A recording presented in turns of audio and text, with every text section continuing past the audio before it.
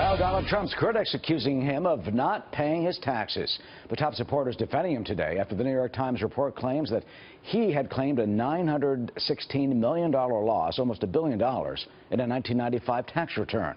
And the paper says that possibly allowed him to avoid paying federal taxes for nearly 20 years. So what will the fallout be from this tax controversy as the Clinton campaign continues to call on Mr. Trump to make public all of his tax returns, something, as you know, all the other major presidential candidates have done for decades. Joining us now to talk about this, Brian Robinson, former communications director for Georgia Governor Nathan Deal and president of Robinson Republic, and Jessica Ehrlich, Democratic strategist and former Democratic congressional candidate. Welcome to you both. Brian, let me start with you. I mean, Rudy Giuliani, Chris Christie called Mr. Trump a genius today because of this tax issue, or is he a hypocrite? Well, I wouldn't say that he's a genius. I would say that he's super wealthy. I think that you'll find that if everyone released their tax returns, the super wealthy in America aren't paying what the rest of us are paying in taxes, at least on a percentage share basis.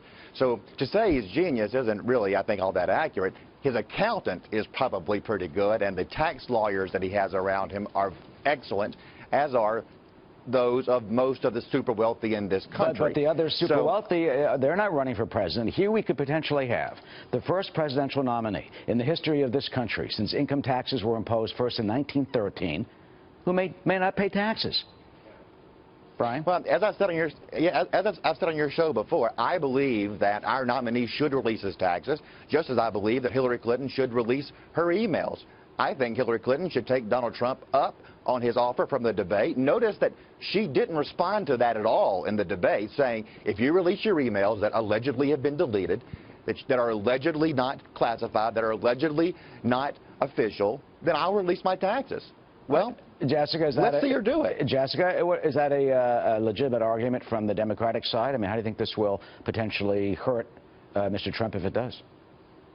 No, I mean, it's not an apples-to-apples argument in that sense because, as you said, we haven't had a presidential nominee since prior to even 1980 who didn't release their tax returns. We've never had anyone who's released all of their emails, let everyone in to see what their communications are about their daughter's wedding or any of those sorts of things. So it's not really an equivalent argument there. It's a false equivalency.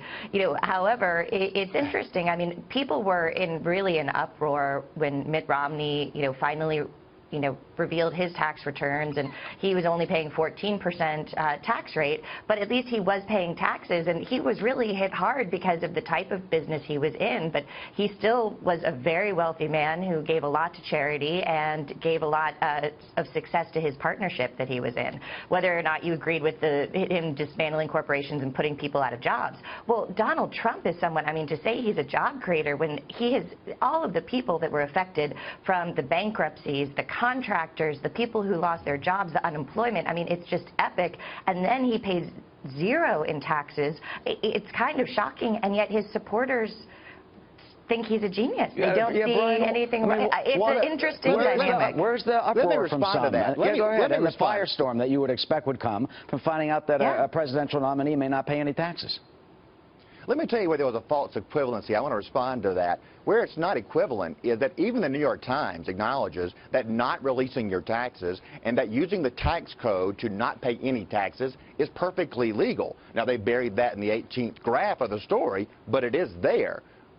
Where it's not the same as what Hillary Clinton did was illegal. And again, even the New York Times would acknowledge that.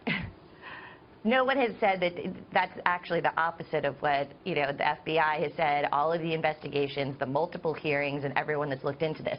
What no one has been able to look into are his taxes. Illegal. So it is a different, it's a different thing. No one has said that either one of them has done anything illegal here. But the problem is Trump's tax plan does not address the loopholes that allow him to not pay taxes. Well, Jessica, this may not be a loophole. It may be, I mean, his supporters say it's the law. You can get these deductions. You can take it off of his business expense. But bottom line, do you think that this will have long-term resonance? I mean, he has attacked wealthy people who have not paid taxes before. He had called it ridiculous in the past. Absolutely. Absolutely. And, that's part of the issue. He's talking about corporations who are going overseas so that they can avoid taxes.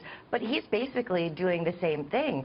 So, yes, it's the pot calling the kettle black. Can he fix that? I don't know. I don't think it'll affect his supporters. Where he needs to gain in order to actually become president are with swing voters. And I don't see this really, helping their decision in terms of, oh, is that someone that they want to vote for? All right, Brian, last word. But I agree that this is not an issue that Donald Trump needs or wants to be talking about. He needs to pivot back to jobs and the economy. Hillary Clinton set a not-so-clever trap for him in the debate. He walked into it and then refused to get out of it. We need to pivot back to an attack on Hillary.